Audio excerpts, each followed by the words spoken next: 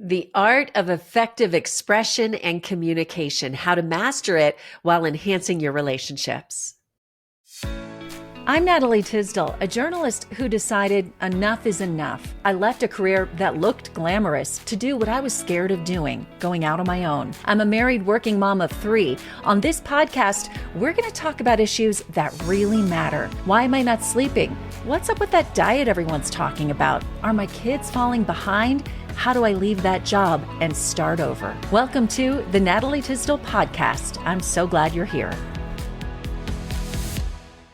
Hi, everyone. Welcome back to the podcast. I am thrilled that you've joined us for today's episode. Sorry, I sound a little bit nasally, but I've had a cold the last couple of days, so I am just going to power through.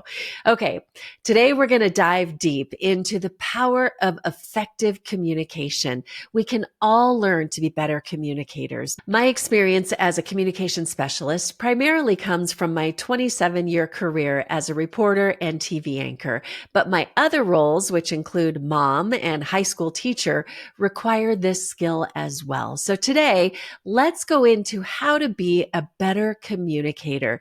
If you're wanting more tips and tricks for navigating your busy life, be sure to join me on my website, natalietysdal.com, where you will find blog posts, podcasts, and so much more.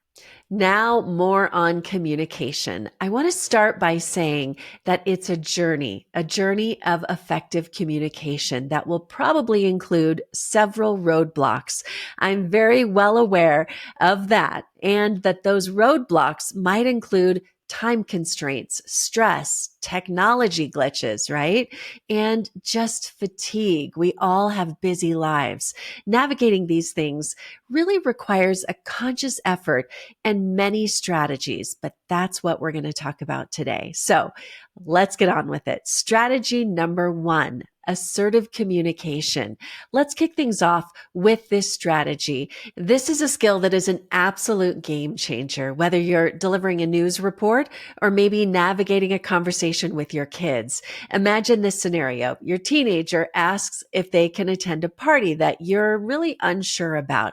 Instead of simply saying yes or no, try saying, I appreciate your enthusiasm and I'm concerned about your safety. How can we work together to ensure that you have a great time while also keeping you safe? So this type of statement allows you to express your concerns in a respectful, non-judgmental way that invites them to contribute their ideas and also their solutions. It also helps establish trust and understanding. Assertive communication can be applied to almost any situation, and it's really important, a really important tool for overcoming any type of roadblock. All right, strategy number 2, learn to be present in conversations and practice active listening. Being present in your conversations, we know that's crucial for effective communication and active listening. It's the key that unlocks potential.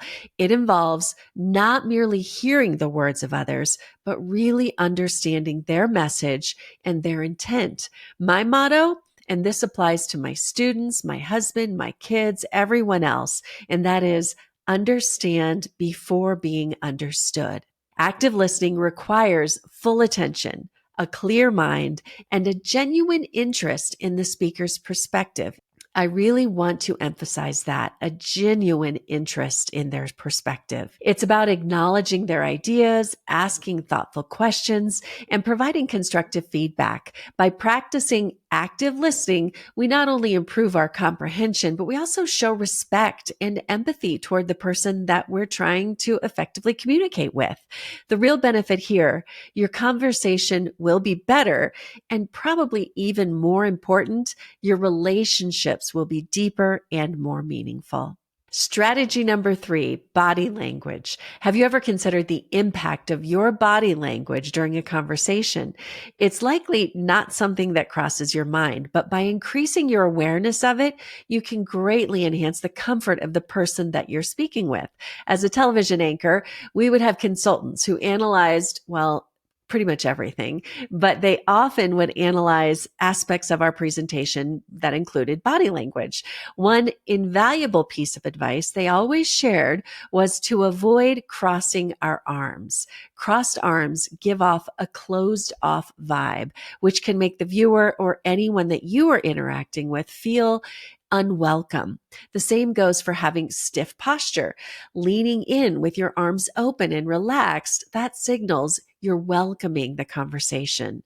Also, adopting a warm facial expression can help make people feel more relaxed and comfortable around you.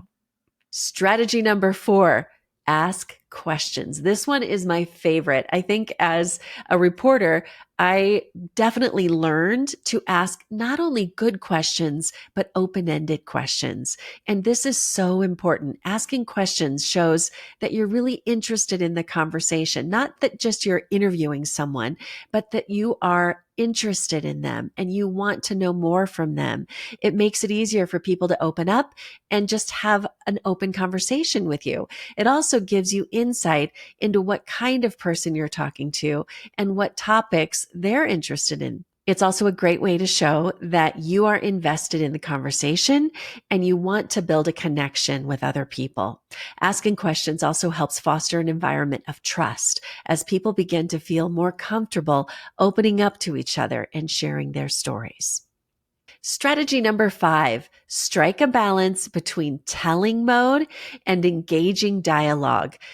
Striking this balance between telling and engaging, it's crucial for effective communication. It's about understanding when to share information, when to listen, and when to ask for a two-way conversation. So let me give you an example.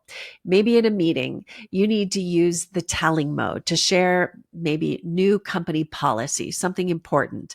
So obviously this is really important and it needs to be conveyed accurately and concisely. However, after sharing the information, maybe shift into dialogue mode. And let me tell you why this is important. It could involve asking these open-ended questions like, what are your thoughts on this new policy? Or do you foresee any new challenges in implementing this? This encourages feedback and discussion, fostering a more collaborative and inclusive environment.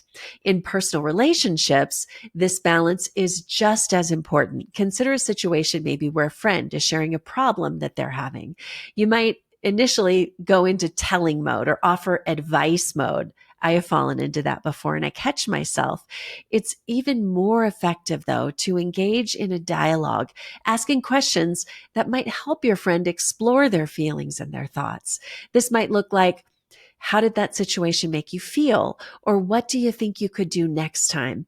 By striking a balance between telling and engaging in dialogue, we can create more meaningful and productive conversations.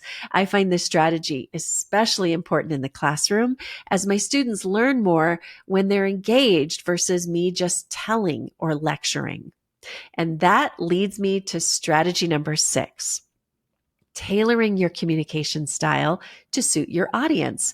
Whether you're talking to a friend, a colleague, or for me, maybe a student, it's important to adjust how you communicate. For example, when I'm talking to students, I often stop myself and make sure that my language and my tone remain calm yet assertive, because this helps create an environment where they feel comfortable. They're able to share their thoughts without feeling judged. On the other hand, when I'm talking to my colleagues, I might use more technical terms or structure my conversation differently to be sure that the other person really understands what I'm saying. Ultimately, tailoring your communication style to suit the context is key to effective communication.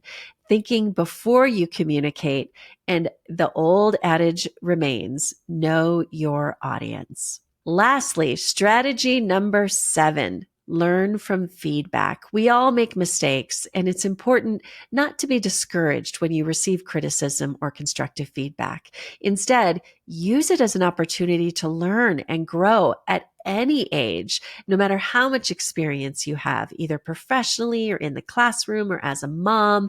We are all growing day by day and learning and dissecting what maybe went wrong and implementing strategies that can help you do better in the future will make you a better communicator.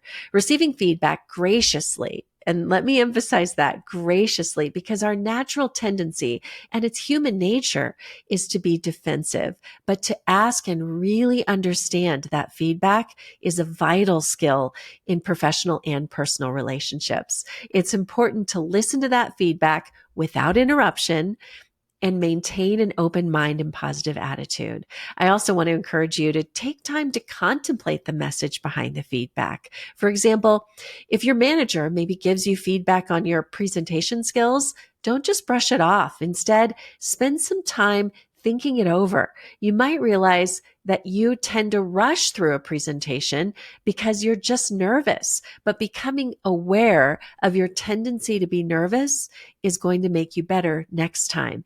Come up with strategies to get over whatever it is that led you to that. And remember, feedback, it's a gift. It's an opportunity to learn and better yourself.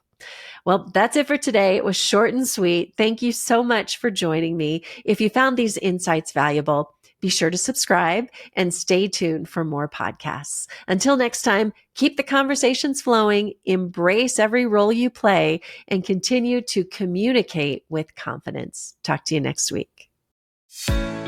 Thank you for joining the Natalie Tysdal podcast.